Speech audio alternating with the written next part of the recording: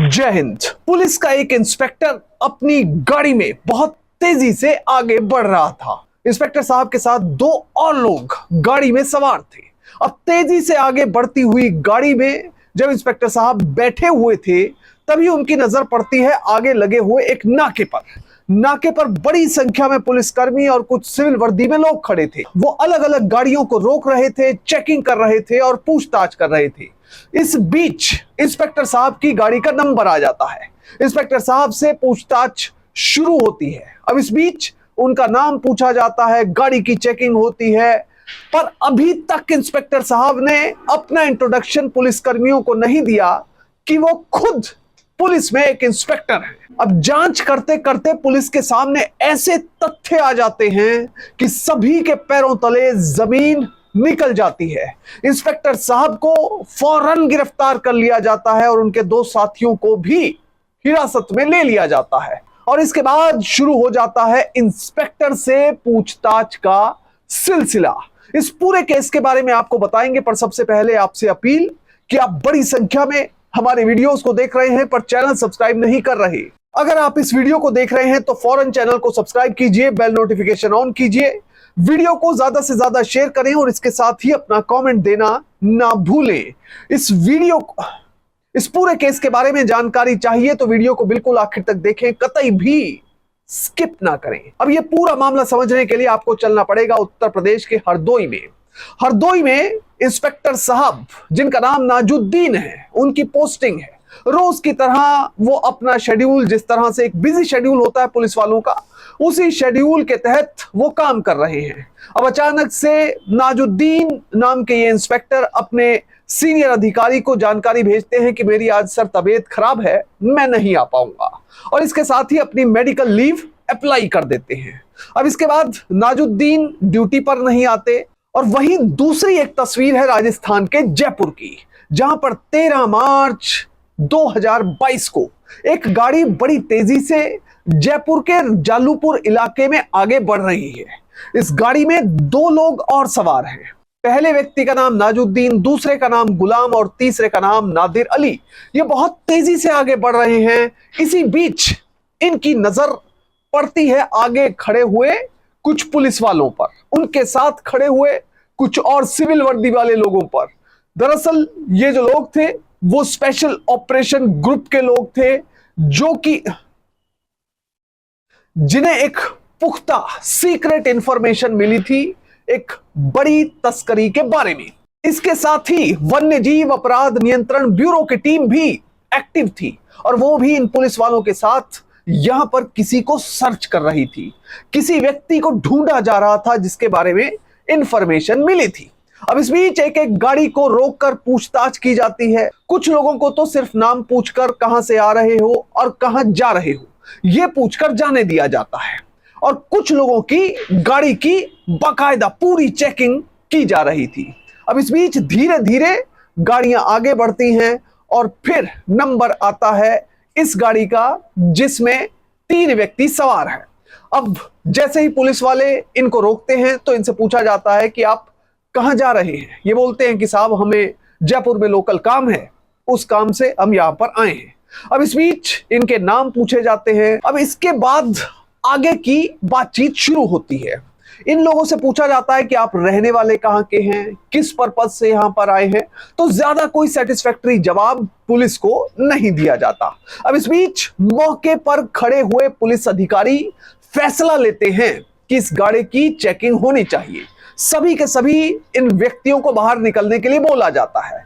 गाड़ी के अंदर पुलिस वाले पहुंचते हैं और एक एक चीज की तलाशी शुरू हो जाती है। जब गाड़ी की तलाशी होती है तो बड़ी संख्या में उसमें हाथी के दांत बरामद होते हैं। अब जैसे ही पुलिस को यह सब कुछ दिखता है वो हैरान परेशान हो जाते हैं। दरअसल 35 हाथी दांत और इसके साथ ही 165 ग्राम हाथी दांत का पाउडर, 6 कारतूस वाली एक रिवॉल्वर, 1.5 लाख रुपए नकद इस गाड़ी में रखे हुए थे। अब पुलिस वालों ने जब इन तीनों से पूछताछ शुरू की तो इन्होंने कोई सेटिस्फैक्टरी जवाब ज्यादा नहीं दिया। वो कह रहे थे कि सर हमें तो किसी ने बुलाया था और किसी ने ये सामान देकर भेजा था। पर जो सबसे इंपॉर्टेंट फैक्ट था वो ये था, जो शुरुआत में मैंने आपको बताया था, इंस्पेक्टर साहब नाजुद्दीन जो हरदोई में तैनात हैं, वो इस गाड़ी में सवार थे और इन्होंने अभी तक जो पूछताछ कर रहे थे पुलिस वाले, उन्हें यह नहीं बताया था कि मैं भी पुलिस में इंस्पेक्टर हूं। अब इस बीच पूछताछ शुरू हो जाती है, तीनों लोगों के नाम पूछे जाते हैं, उनके पते पूछे जाते हैं, क्या काम करते हैं। जब यह पूछा जाता है तो उसके बाद जब सख्ती से पूछताछ होती है तो नाजुद्दीन बताता है कि मैं उत्तर प्रदेश पुलिस में इंस्पेक्टर के पद पर तैनात हूं। अब जैसे ही पुलिस वालों को यह सब बात पता चलती है, उनके पैरों तले जमीन निकल जाती है कि एक इंस्पेक्टर वन्य जीवों की तस्करी कैसे कर सकता है। अब सबसे बड़ा सवाल यह खड़ा होता है कि इंस्पेक्टर साहब जो अपनी बीमारी का बहाना बनाकर मेडिकल लीव पर थे, वो अपने घर से 530 किलोमीटर दूर जयपुर में एक गाड़ी में तस्करी कैसे कर सकते हैं। अब पुलिस भी इस जानकारी को हासिल करके काफी हैरान थी। वहीं जब ये नाका लगा, उससे पहले पुलिस को, एसओजी को और जो वन्य जीव विभाग था उसे जानकारी यह मिली थी कि एक टीम है, कुछ व्यक्तियों की टीम है जो कार में घूम रही है, शेर की खाल लेकर, हाथी दांत लेकर और अपने ग्राहकों को तलाश रही है। और वो बहुत बड़े तस्कर हैं। उनकी धरपकड़ के लिए ही पुलिस इस नाके पर खड़ी हुई थी। दरअसल जो हाथी का दांत है, आप समझ रहे होंगे कि ये एक नॉर्मल चीज है, नॉर्मल चीज नहीं है। हाथी के दांत की कीमत बाजार में अगर आप लगाएं तो 1 किलो की कीमत 5 लाख रुपए होती है। अब इतनी बड़ी मात्रा में ये लोग हाथी दांत लेकर घूम रहे थे, जो कि अपने आप में संदेहास्पद भी था और इंस्पेक्टर पर बहुत बड़े सवाल भी खड़े कर रहा था। दरअसल हाथी दांत का प्रयोग आमतौर पर आप देख लेंगे स्टेटस सिंबल के तौर पर भी किया जाता है। अब जब इस इंस्पेक्टर को गिरफ्तार किया जाता है तो उसके बाद धीरे धीरे यह जानकारी पहुंच जाती है हरदोई के एसपी साहब के पास। रिपोर्ट इफेक्ट के मुताबिक उन्हें पता चलता है कि हमारे इंस्पेक्टर नाजुद्दीन को जयपुर से गिरफ्तार कर लिया गया है और वो यहां से मेडिकल लीव का बहाना बनाकर निकला था, पर वो तस्करी में लिप्त था। और उसके बाद एसपी साहब ने ज्यादा समय ना गवाते हुए विभागीय जांच बिठा दी। डिपार्टमेंटल इंक्वायरी शुरू हुई। उसमें कई ऐसे फैक्ट्स निकलकर सामने आए जिससे अफसर भी बड़े हैरान परेशान थे। सबसे पहली चीज डिपार्टमेंटल इंक्वायरी में रिपोर्टेड फैक्ट्स के मुताबिक यह निकल कर आई कि ये जो इंस्पेक्टर नाजुद्दीन थे, ये बहुत ही शानो शौकत के साथ रहते थे। क्या नई गाड़ी, क्या नया घर, क्या नए कपड़े, हमेशा इन्होंने बहुत जल्दी जल्दी चीजों को बदलना। और एक आम व्यक्ति यही सोचता था कि क्या एक इंस्पेक्टर जो कि 60, 70, 80 हजार रुपए की तनख्वाह पाता होगा, क्या इतना बड़ा स्टेटस मेंटेन कर सकता है। पर यह कथित तौर पर रिपोर्टेड फैक्ट्स के मुताबिक एक अच्छा स्टेटस मेंटेन कर रहे थे। दूसरा फैक्ट जो निकलकर सामने आया वो ये था कि ये कभी अपनी पत्नी की बीमारी का बहाना बनाते थे, कभी अपने बेटे की बीमारी का बहाना बनाते थे और कभी अपनी बीमारी का बहाना बनाकर छुट्टी ले लिया करते थे। इस बार इन्होंने मेडिकल लीव ली अपनी बीमारी का बहाना बनाकर। पर जो तीसरी और सबसे हैरानीजनक बात थी वो ये थी कि छुट्टी ली तो ली, पर छुट्टी लेकर काम क्या कर रहे थे। ये दरअसल छुट्टियों में किया करते थे तस्करी का काम, जिससे इंस्पेक्टर साहब करोड़ों रुपए कमा रहे थे। और इस पूरे बिजनेस में उनका बेटा गुलाम उनके साथ था और एक व्यक्ति और नादिर अली भी उन्होंने अपने साथ मिलाया हुआ था। अब जब गाड़ी में बैठे इन 3 लोगों की गिरफ्तारी हुई तो उसमें ना सिर्फ इंस्पेक्टर साहब बैठे हुए थे, बल्कि उनका बेटा गुलाम भी इस समय उनके साथ मौजूद था। अब डिपार्टमेंटल इंक्वायरी में इतने ज्यादा स्टैगरिंग फैक्ट सामने आने के बाद इंस्पेक्टर साहब की बर्खास्तगी की प्रोसेस शुरू हो जाती है, यानी कि डिपार्टमेंट उन्हें बर्खास्त कर लेने का मन बना लेता है। वहीं दूसरी तरफ इंस्पेक्टर साहब का जो स्टेटस था वो धीरे धीरे एसीबी के पास भी उसकी जानकारी पहुंच गई थी। एंटी करप्शन ब्यूरो को पता चला कि इंस्पेक्टर साहब अपनी तनख्वाह से कुछ ज्यादा ही स्टेटस रखते हैं। एंटी करप्शन ब्यूरो जांच के लिए पहुंची और उन्हें भी इंस्पेक्टर साहब की अथाह संपत्ति और खर्चों का पता चला। जब एसीबी ने इस मामले में जांच की तो पता चला कि इंस्पेक्टर साहब ने अपनी पूरी नौकरी में, यानी कि जो अब तक नौकरी की है, उसमें कथित तौर पर रिपोर्टेड फैक्ट्स के मुताबिक 30 लाख रुपए कमाए, पर उनका खर्चा जो है वो 1 करोड़ 64 लाख रुपए के लगभग का है। अब सवाल यह खड़ा हुआ कि जिस व्यक्ति ने 30 लाख कमाए हैं वो 1 करोड़ 34 लाख रुपए ऊपर के कहां से लेकर आया खर्च करने के लिए।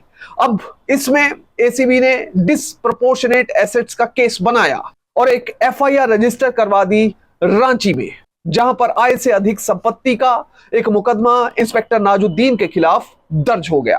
अब इस पूरे मामले में हुआ क्या? दरअसल एक तरफ इंस्पेक्टर नाजुद्दीन को अपनी नौकरी से हाथ धोना पड़ा, उन्हें नौकरी से डिसमिस कर दिया गया। वहीं दूसरी तरफ उनके खिलाफ मुकदमा चलाया गया और कोर्ट के चक्कर लगाने पड़े। अब अगर प्रिवेंशन ऑफ करप्शन एक्ट के तहत सेक्शन 7 की ही बात कर लें तो उसमें इतने कड़े प्रोविजंस किए गए हैं कि अगर कोई व्यक्ति, कोई सरकारी अधिकारी दोषी पाया जाता है तो 7 साल तक की तो सजा हो जाती है, उसके साथ ही जुर्माना भी हो जाता है। पर सबसे बड़ी बात यह है कि अगर कोई व्यक्ति दोषी पाया जाता है तो उसकी नौकरी भी चली जाती है। नाजुद्दीन की अगर बैकग्राउंड की बात की जाए तो वो उत्तर प्रदेश के महोबा के रहने वाले हैं। उनका मन था पुलिस में भर्ती होने का, इसलिए तकरीबन 30 साल पहले वो झांसी में पुलिस कांस्टेबल के पद पर भर्ती हुए। अपनी नौकरी करते रहे और 30 साल के इस ड्यूरेशन में वो धीरे धीरे प्रमोशन पाकर सब इंस्पेक्टर के पद तक पहुंच गए थे। अब जो उनकी लास्ट पोस्टिंग थी वो थी उत्तर प्रदेश के हरदोई में। पर काफी समय से इंस्पेक्टर साहब कथित तौर पर रिपोर्टेड फैक्ट के मुताबिक अपनी जीवन शैली को लेकर, अपने लाइफस्टाइल को लेकर चर्चा में थे, जो चर्चा उनके लिए बहुत ही घातक साबित हुई और उनकी नौकरी ले बैठी।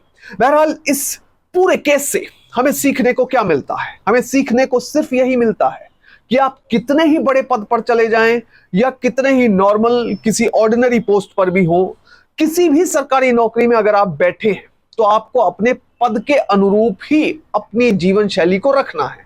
यह ना हो कि आपकी तनख्वाह 1 लाख रुपए है और आप मर्सिडीज गाड़ी लेकर चल रहे हैं। दरअसल ऐसे मामलों में डिस्प्रपोर्शनेट एसेट्स का मामला बनता है। अगर कोई व्यक्ति अपनी तनख्वाह से ज्यादा अपना स्टेटस दिखाता है या उसका होता है या जांच एजेंसी को इसके बारे में जानकारी मिलती है तो उस पर डिस्प्रपोर्शनेट एसेट्स का केस रजिस्टर किया जा सकता है और उसके खिलाफ बड़ी कार्रवाई हो सकती है।